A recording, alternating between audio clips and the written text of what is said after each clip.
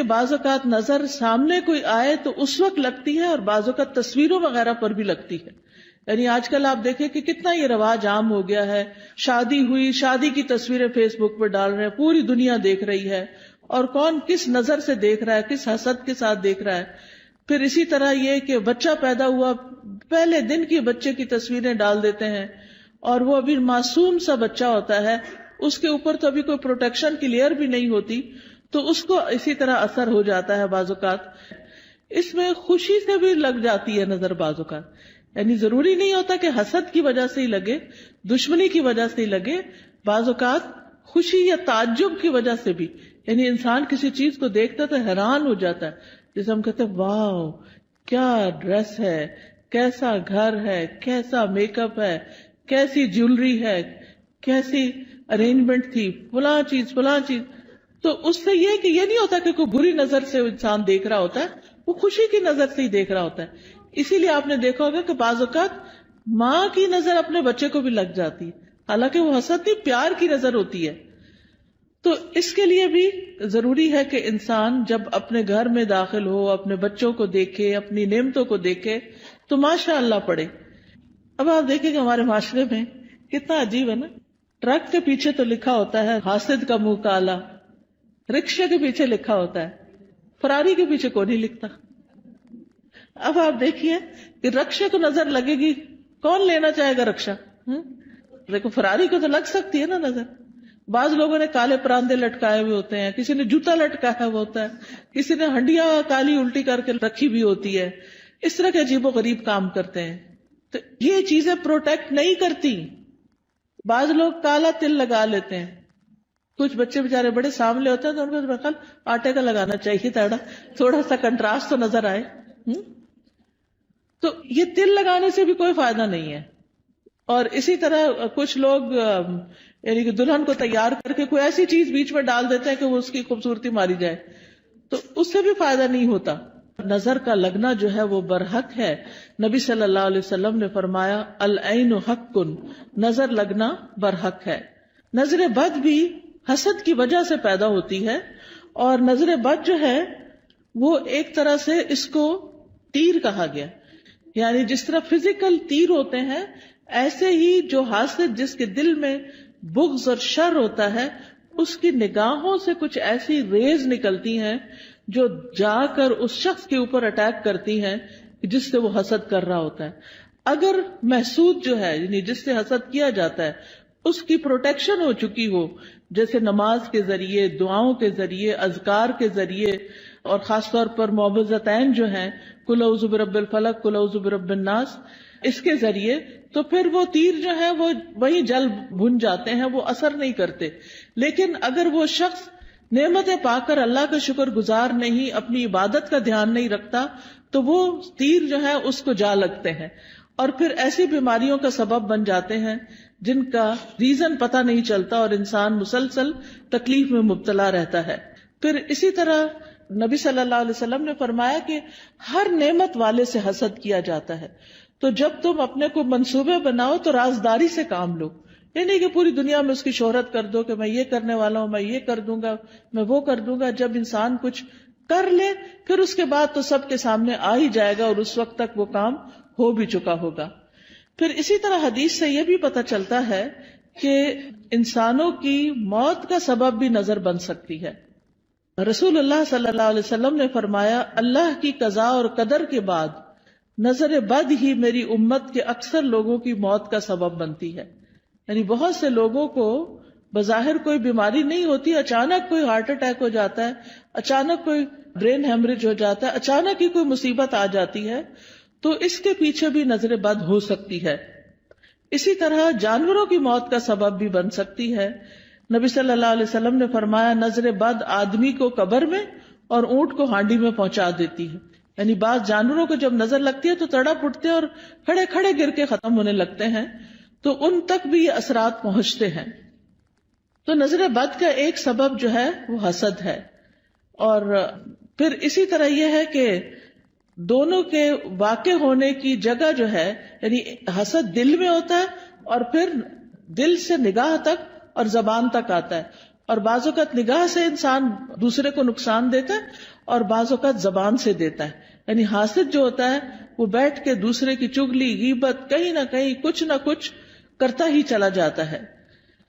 پھر اسی طرح آپ دیکھیں کہ انسانوں کی نظر بھی لگتی ہے اور جنات کی نظر بھی لگتی ہے. یہ بھی ہمارے دین نے ہمیں بتایا ہے.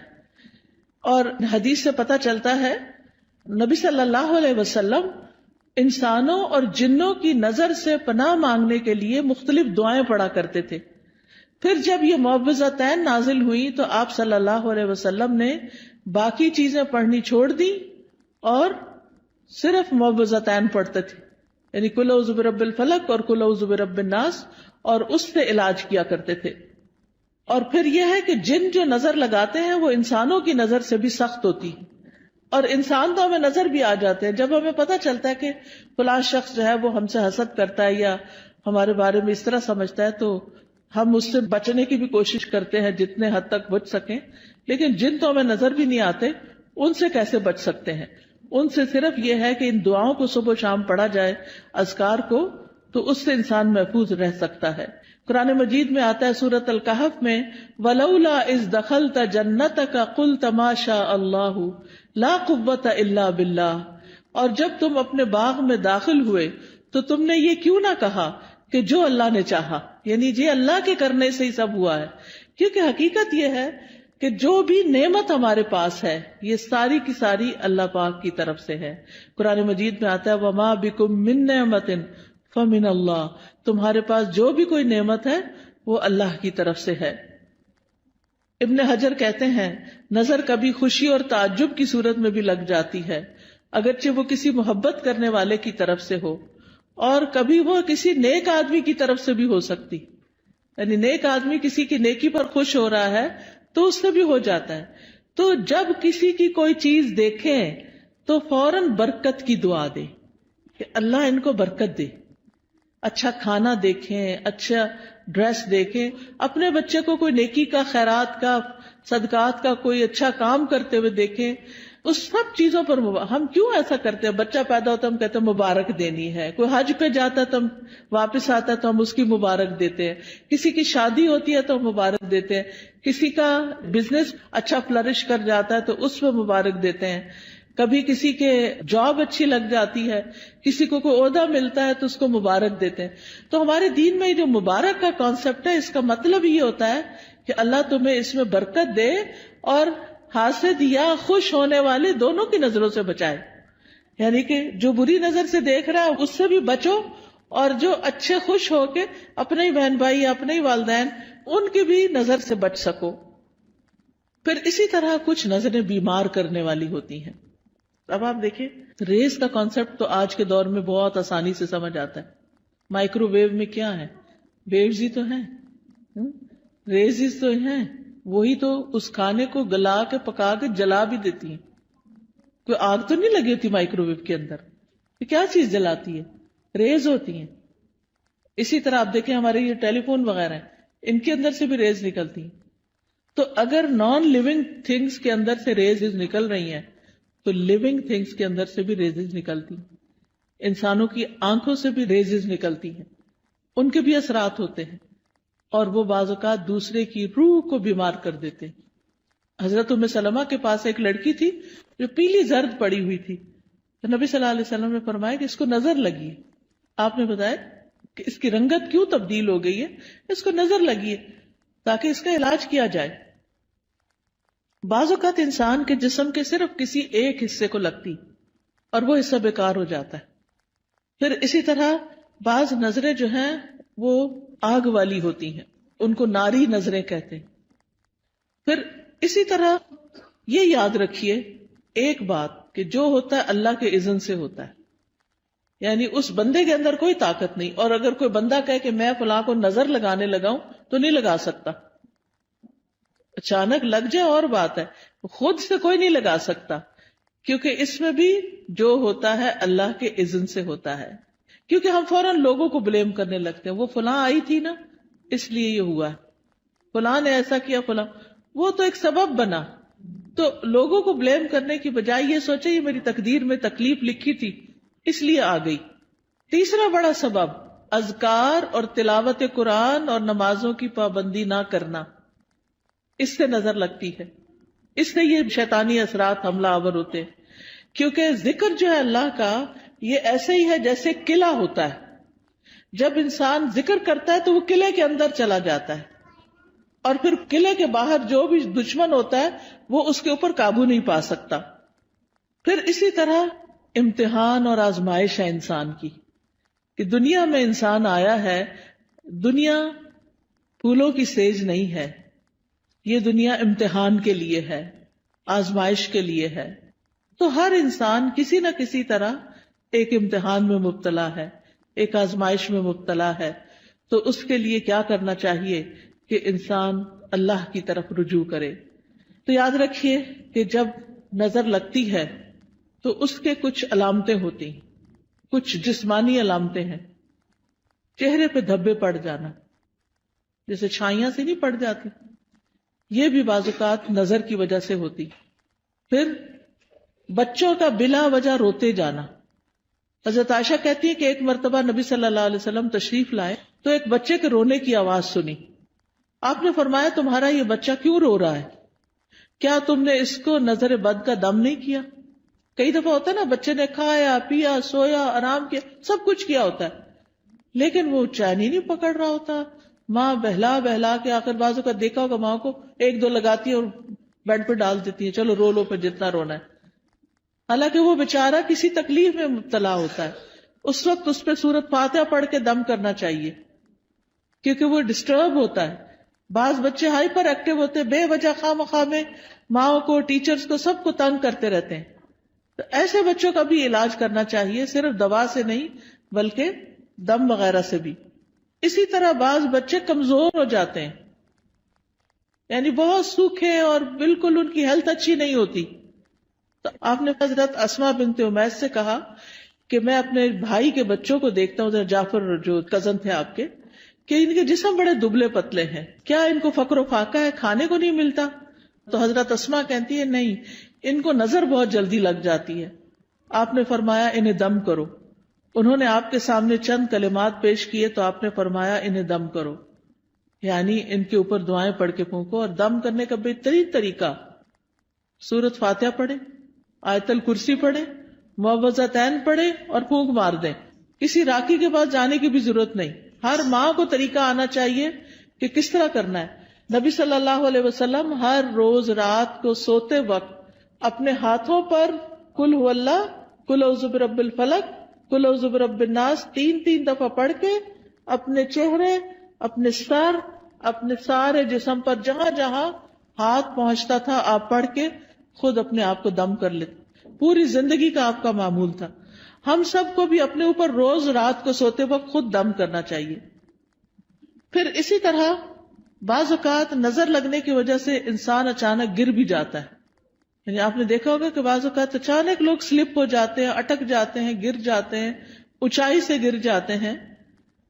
رسول اللہ صلی اللہ علیہ وسلم نے فرمایا بے شک نظر بد آدمی کو اللہ کے حکم سے دیوانہ کر دیتی ہے، حتیٰ کہ بعض اوقات وہ اونچی جگہ چڑھتا ہے اور وہاں سے گر پڑتا ہے. یہ اب اللہ کے رسول صلی اللہ علیہ وسلم نے ہمیں بتایا، جن کی باتیں جھوٹی نہیں ہوتی.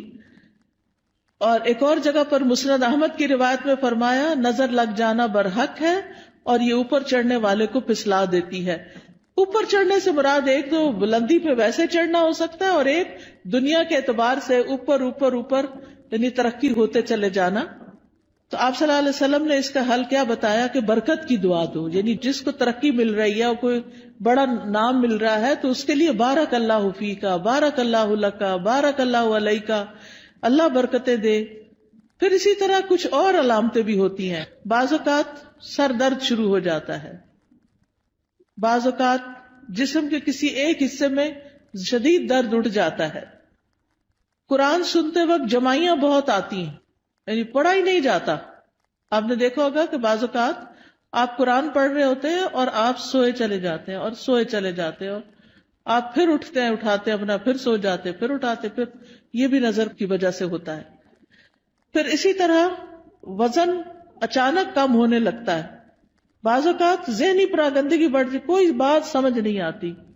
بچہ پڑھائی پہ فوکس نہیں کر پاتا، کبھی کھانے کی خواہش ختم ہو جاتی ہے، کھانے کو دل نہیں چاہتا، بھوک نہیں لگتی، کبھی ذہن میں چیز حفظ نہیں ہوتی، حافظہ خراب ہو جاتا ہے، کبھی پسینہ بہت زیادہ آنے لگتا ہے اور اس کی اسمیل بھی بہت عجیب ہو جاتی ہے، پھر اسی طرح نیند کم آتی ہے، زیادہ تر لیٹ کے بھی ایسے لگتا ہے جیسے جاگ رہے ہو، اور رونے کا دل بہت چاہتا ہے، پھر کبھی کبھی انسان لوگوں میں نہیں بیٹھنا چاہتا، مجلسوں کو اوائڈ کرنے لگتا ہے کہ میں نہیں ملتا کسی سے، نہ کسی شادی میں جانا، نہ کسی سے ملنا، کوئی آئے تو گھبراہٹ شروع ہو جانا، مہمانوں کا نام سنتے ہی پریشانی لاحق ہو جانا، تو یہ بھی چیز اس میں آتی، حالانکہ اس سے پہلے کبھی ایسا نہیں ہوا تھا۔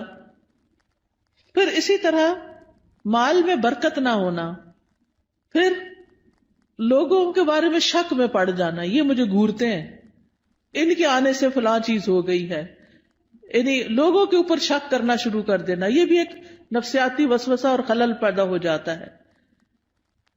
اب سوال یہ پیدا ہوتا ہے کہ کیا نظر سے بچنا ممکن ہے؟ جی ہاں، نظر سے بچنا ممکن ہے، اس کے لیے سب سے پہلے اللہ پہ بھروسہ کرے، اللہ پہ بھروسہ کرے، اور اس میں آپ یہ سمجھیں کہ کوئی مجھے نقصان نہیں دے سکتا جب تک اللہ نہ چاہے، پورے کانفیڈنٹ ہو جائیں، شک اور وہم کا شکار نہ ہو، شک پڑھنے بھی لگے تو کہیں حسبی اللہ و نعم الوکیل، دل بڑا رکھے۔ دوسری بات یہ کہ اللہ کی پناہ لیں، یا اللہ تو مجھے پروٹیکٹ کر، مجھے اپنی حفاظت میں لے لے، مجھے اس شر سے بچا لے۔ رسول اللہ صلی اللہ علیہ وسلم نے فرمایا، اللہ تعالیٰ فرماتا ہے میرا محبوب بندہ اگر مجھ سے مانگتا ہے تو میں اسے دیتا ہوں، اور اگر وہ کسی شیطان یا دشمن سے پناہ مانگتا ہے تو میں اس کو محفوظ رکھتا ہوں۔ تو اللہ تعالیٰ اپنی حفاظت دیتا ہے، تو اس لیے حفاظت کی دعائیں پڑھتے رہیں۔ تیسری چیز، نعمتوں کو چھپا کے رکھیں، اور خاص طور پر نئی نئی چیزوں کو فیس بک پہ مت پوسٹ کریں صرف لائکس لینے کے لیے۔ اب آپ دیکھیں کتنی لائکس ہوگی، پھر تھوڑی تھوڑی دیر بعد سٹیٹس چیک کرنا، اب کیا ہو رہا ہے، اب کتنے کمنٹ آئے ہیں، کیا ہو رہا ہے۔ ان چیزوں سے حاصل کچھ نہیں، کوئی فائدہ نہیں۔ دیکھیں اپنی زندگی جئیں، لوگوں کے لیے نہ جئیں، دکھاوے والی زندگی نہ جئیں، اس لیے کہ دیکھنے والے سارے خوش کوئی نہیں ہوتے، زیادہ تو اس میں سے جلتے ہیں، اور کوئی اگر خوش ہوتا بھی ہے تو وہ ہمیں تو نہیں پتا چلتا نا کہ کیا ہوا، ہمیں وہ کیا فائدہ دیتا ہے، تو اس لیے دکھاوا کرنے سے بچنا چاہیے۔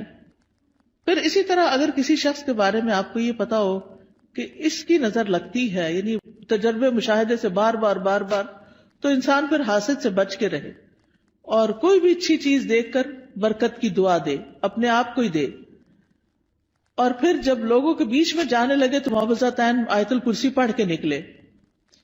مال میں سے کچھ اچھا لگے تو ماشاء اللہ لا قوت الا باللہ، پھر اگر مال کے علاوہ کچھ اور اچھا لگے تو بارک اللہ فیک۔ دنیا کی کوئی چیز اچھی لگ رہی ہے اور دل میں آ رہا ہے کہ اس کو کیوں مل گئی، تو سوچیں یہ تھوڑے دن کے لیے، تو انسان کے اپنے دل سے وہ جلن ختم ہو جائے گی۔ پھر اگر کوئی شخص بیمار ہو، مصیبت میں ہو، تو اس وقت دعا پڑھنی چاہیے، الحمدللہ الذی عافانی مما ابتلاک بہ وفضلنی علی کثیر ممن خلق تفضیلا۔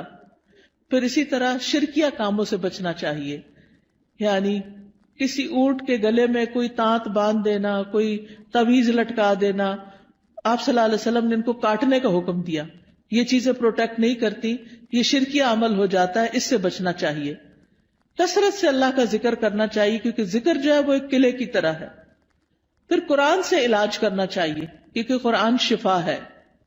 قل ھو للذین آمنوا ھدی وشفاء، کہہ دیجئے وہ ایمان والوں کے لیے ہدایت اور شفا ہے۔ وَنُنَزِّلُ مِنَ الْقُرْآنِ مَا هُوَ شِفَاء، اور ہم قرآن میں وہ چیز اتارتے ہیں جو شفا ہے۔ تو قرآن کی تلاوت، قرآن کو سمجھ کے پڑھنا، قرآن کی کچھ آیات کو پڑھنا جیسے آیت الکرسی وغیرہ ہے۔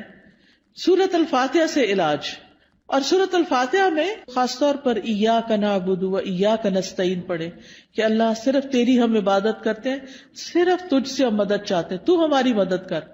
تو یہ توحید کا خلاصہ ہے، اور اس سے انسان کی اللہ تعالیٰ مدد فرماتے ہیں، یعنی سب سے بہترین وسیلہ توحید کا دے۔ اگر مرض زیادہ ہو جائے تو سورۃ البقرہ پڑھیں، تو آیت الکرسی پڑھیں، سورۃ فاتحہ پڑھیں، لیکن یہ جو ہم کالی مرچیں جلا کے اور ان کی دھونی دے کے اور اس طرح کے کام کرتے ہیں، یہ سنت میں کچھ ثابت نہیں ہے. پھر اسی طرح کوئی چیز گرے لگا کے باندھنی اور پہننی نہیں چاہیے، یہ بھی شرک میں شامل ہو جاتا ہے. یہ سحر کی ایک قسم ہوتی ہے.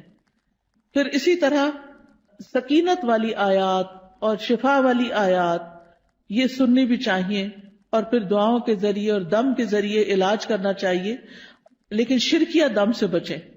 حضرت جبریل علیہ السلام جس دعا کے ساتھ نبی صلی اللہ علیہ وسلم کو دم کرتے تھے وہ دعا پڑھے، اور وہ کیا ہے؟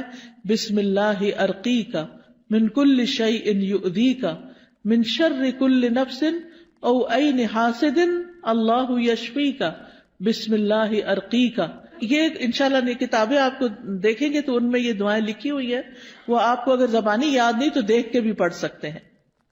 پھر اسی طرح ہر ناگہانی آفت سے بچنے کی دعا ہے، اللہم انی اعوذ بک من زوال نعمتک وتحول عافیتک وفجاءۃ نقمتک وجمیع سخطک.